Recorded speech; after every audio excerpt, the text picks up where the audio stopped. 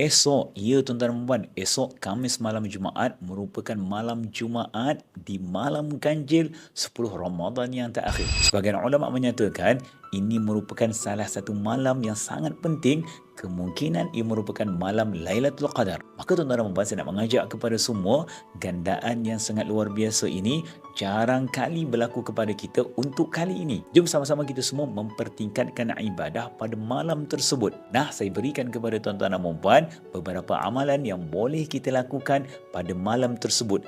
Dahlah malam ganjil 10 Ramadan yang terakhir, malam Jumaat yang penuh dengan keberkatan. Pertama, tuan-tuan dan puan, kalau kena malam itu, malam Lailatul Qadar, gandaannya sangat luar biasa yang akan sampai kepada kita. Kedua, jangan tinggal solat sunat. Tarawih jangan tinggal, tambah dengan solat taubat, solat istikharah dan juga solat hajat. Ketiga, perbanyakkanlah doa bermula pada waktu maghrib sehingga waktu subuh.